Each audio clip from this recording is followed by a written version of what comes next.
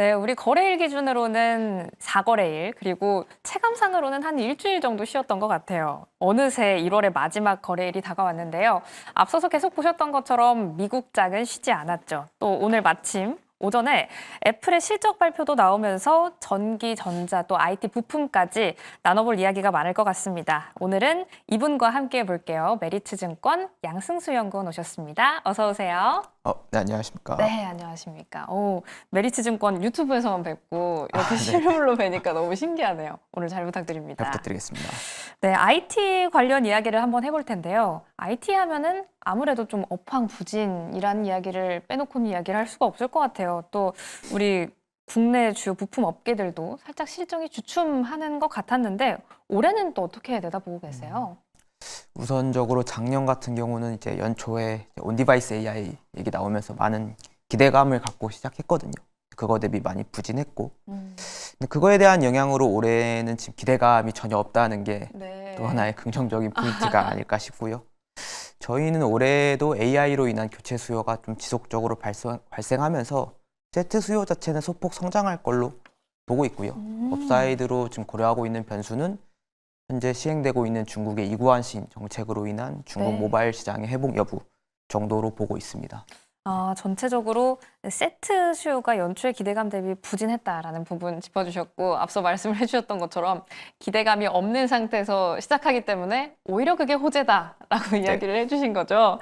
네, 그럼 전반적으로 그렇게 정리를 해보겠습니다. 저희 또 이 트럼프 대통령 이야기를 빼놓고 또 논할 수가 없을 것 같은데, 또 간밤에 속보가 또 들려왔잖아요. 앞에서도 살짝 언급이 됐었는데, 이 비행기 사고 관련해서 지원해주지 않는다라고 한다면 25% 관세 너희에게는 부과하겠다. 이런 식의 발언이 나오면서 이 초기부터 나왔던 25% 관세를 거의 확실시하는 모양새예요. 우리 IT 관련 섹터의 영향은 어느 정도라고 생각을 해보면 좋을까요? 일부 업체들 대표적으로 뭐 LG전자나 이제 LG노텍 같은 기업들은 지금 멕시코에 공장이 있기 때문에 네. 부정적인 영향이 예상되고요. 음, 다만 저희가 봤을 때는 뭐 멕시코, 캐나다 쪽보다는 중국에 대한 관세를 어떻게 진행하느냐, 그래서 그로 인해서 중국에 있던 생산 기지들의 탈중국화가 어떻게 가속되느냐를 좀 더 중요하게 보고 있고요. 또 최근에 얘기가 조금 나오고 있는데 국내 기업들의 대부분의 생산 시설이 모여 있는 베트남 쪽에 네. 어떻게 관세를 부과하느냐가 좀 중요하지 않을까 이렇게 생각하고 있습니다. 네, 역시나 관세하면은 빠질 수 없는 게 공장인 것 같아요. 공장이 어디에 있느냐가 정말 중요해지는 시점인데, 제가 또 오늘 대담을 하기 전에 굉장히 사전조사를 많이 하고 왔는데 MBTI가 I시라고요.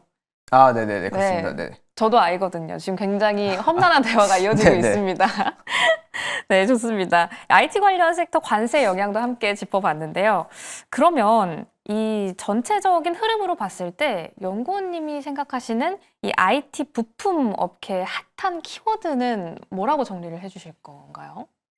아무래도 올해 핵심은 이제 젠슨왕도 CES에서 언급한 에이전트 AI가 되지 않을까 네. 예상하고 있고요.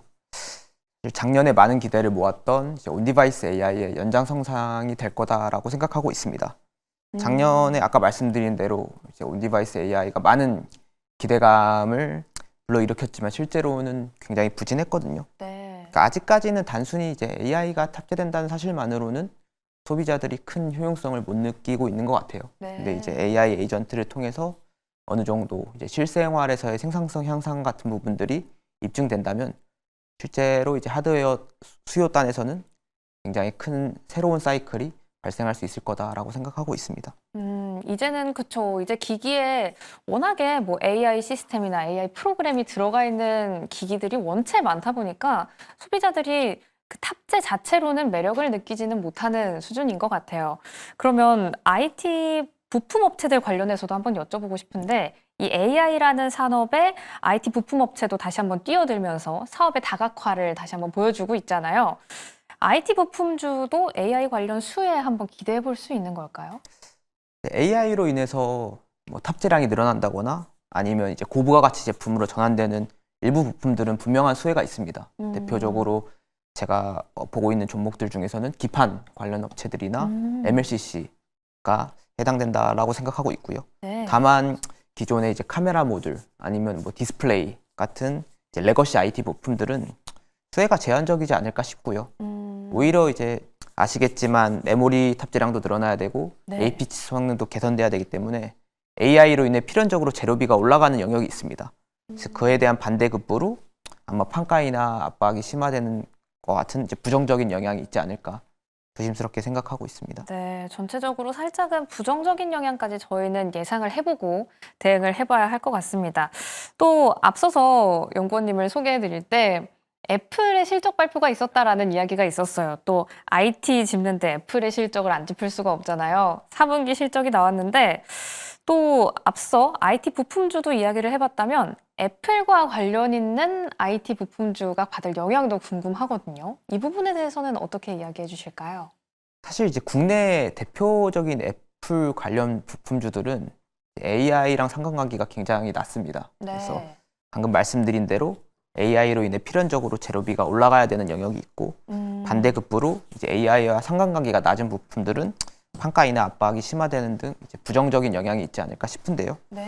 그래서 제가 봤을 때는 작년에 이어서 올해도 이제 국내 애플 부품사들은 애플과의 주가 디커플링이 좀 심화되는 국면이 지속되지 않을까 이렇게 생각하고 있습니다. 네.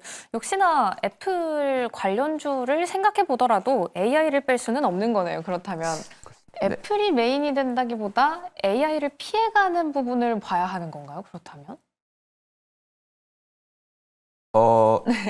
국내 부품주들 중에서는 뭐 아까 잠깐 언급드린 것처럼 어쨌든 AI와 상관관계가 있는 부품들도 일부 있기 때문에 네네. 해당 업체들은 분명한 수혜가 있어서 저희는 주가적으로도 좀 긍정적인 흐름이 나타날 수 있을 거다라고 생각하고 있습니다. 네, 알겠습니다. 애플과 또 AI 관련해서 함께 짚어봤는데요. 그렇다면 이 부분도 한번 이야기를 나눠보고 싶어요. 저희가 쉬는 동안 현지 시간으로 21일 대만 남부에서 일어난 지진으로 이노룩스라는 디스플레이 공장의 일부가 또 가동을 멈췄잖아요. 이 소식 들려오면서 LCD 업계도 공급 부족에 대한 영향을 받을 수도 있다라는 이야기도 나오던데 연구원님은 어느 정도로 이 영향을 추정하고 계세요? LCD는 잘 아시겠지만 작년에 이제 LG 디스플레이의 광저우 공장이 중국의 이제 TCL이라는 디스플레이 업체한테 넘어가면서 네. 사실 중국 업체들이 주도하는 시장이 되었거든요. 그래서 네. 그들의 주도하에 가격 상승이 발생하고 있고 작년에 또 이구한 시인으로 인해 TV가 좀 많이 팔리면서 패널 수요가 좀 급증한 영향도 있습니다. 여기에 방금 얘기하신 것처럼 이제 몇 안 되는 대만 지역에 지금 공장에 피해가 발생했기 때문에 추가적인 가격 상승이 불가피한 국면이 아닐까 싶고요. 사실 정확한 영향을 추정하기는 어려운데 국내 이제 잘 아시는 TV 업체들 네. 삼성전자나 네. LG전자 같은 경우는 이제 TV 사업부에 좀 부정적인 영향이 예상됩니다. 네. 그럼 뭔가 구체적인 규모를 예상한다기보다 어느 정도 생각은 하고 있어야 한다로 저희는 이해를 하면 될까요? 네, 아직까지는 정확한 뭐 가격 상승 움직임이나 이런 게 포착되지는 않았기 때문에 아마 부정적인 영향은 예상되는데 아직까지는 정확한 규모를 알기는 어려울 것 같습니다. 네, 알겠습니다. 이 부분 함께 짚어봤고요. 이노룩스의 공장 가동 일부가 멈췄다라는 것에 대해서 우리가 받을 영향에 대한 부분도 함께 짚어봤습니다. 또 한창 실적 발표가 나오고 있는 이른바 어닝 시즌이잖아요. 계속해서 성적표가 나오고 있는데 또 연구원님 생각하시기에 이 어닝 시즌에 우리가 주목해봐야 할 기업이 있다면 한번 이야기해 주시죠. 이게 4분기가 IT 부품업계의 이제 통상적인 비수기이고요. 네. 극심한 재고 조정이 있기 때문에 좋은 실적이 나오기가 굉장히 어렵습니다. 아, 제가 봤을 때는 일부 업체들, 특히 얼마 전 출시된 이제 S25 같은 경우는 S24 대비 지금 프로덕션, 그러니까 빌드업 물량이 늘어난 걸로 파악되거든요. 네. 그래서 아마 그쪽으로 이제 비중이 높은 업체들은 S25 쪽 생산량이 늘어났기 때문에 4분기 실적에 좀 긍정적인 영향이 있지 않을까 예상하고 있습니다. 그러면 저는 또 궁금한 게 IT 부품 업계는 왜 4분기마다 전통적인 비수기를 맞게 되는 건가요? 보통 이제 3분기가 통상적인 IT 성수기 시즌으로 보고 있고요. 네. 3분기 전에 이제 주문이 한번 늘어나고 어. 3분기가 지나가는 4분기부터는 한 번의 재고 조정을 겪는 그런 사이클이 일반적입니다. 아, 네, 그래서 계속해서 연간으로 반복되는 사이클인가요? 뭐 특별한 일이 발생하지 않는 한 음. 통상적으로 반복되는 사이클이다라고 생각하시면 될 것 같고요. 아, 알겠습니다.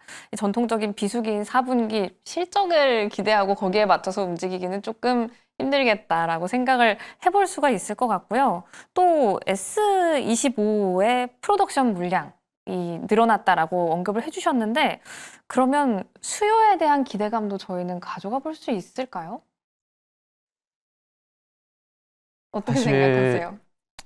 글쎄요. 근데 지금 세트사, 그러니까 삼성전자 같은 경우는 굉장히 공격적으로 네. 지금 판매 계획을 세웠다라고 저는 파악하고 있고요. 오.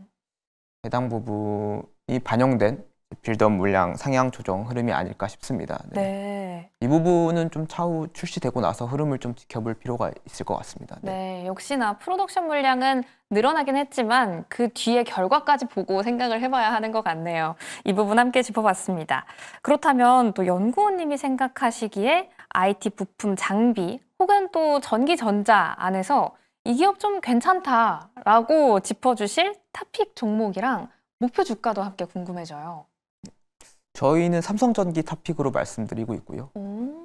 목표 주가는 16만 5천 원 제시드리고 있습니다. 네. 사실 현재 주가가 최근에 조금 반등했지만 밸류에이션상 아직도 저점에 위치하고 있고, 삼성전기 같은 경우는 모바일뿐만 아니라 전장이나 이제 AI 등 새로운 영역으로의 체질 개선이 진행되고 있어서 올해 연간으로 봤을 때 이익 성장의 가시성이 굉장히 높다라고 생각하고 있고요. 네. 아까 서두에 잠깐 얘기한 이제 중국 이구안신 정책으로 인한 모바일 시장 회복에 대한 수혜도 분명하기 때문에 그런 부분들이 주가에 좀 나타날 수 있는 구간이 아닌가 그렇게 생각하고 있습니다. 네, 삼성전기 이야기를 해주셨는데 이구환신 정책을 말씀해 주셨던 것처럼 계속해서 언급을 해주고 계시잖아요.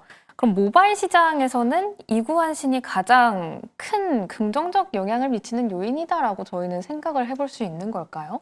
그저 뭐 글로벌리 지금 스마트폰 출하가 연간 한 12억대 정도 되는데 중국이 한 2.5에서 2.6억대 정도 차지하고 있거든요. 근데 지난 몇 년간은 중국 시장이 계속 부진했기 때문에 네, 그거에 대한 영향이 계속 있었는데, 네, 중국 이구환신 정책이라는 게 이제 저희가 중국 내에서 그러니까 스마트폰을 살 때 보조금을 주는 정책을 네. 얘기하는 건데, 이로 인해서 당연히 소비자 단에서는 수요가 좀 회복되지 않을까 기대하고 있고요. 그런 부분들이 저희 국내 부품 업체들한테도 좀 긍정적인 영향이 있지 않을까 그렇게 말씀드리고 있습니다. 네, 이구환신 정책 관련해서도 저희는 기대해 볼 부분이 역시나 있는 것 같습니다.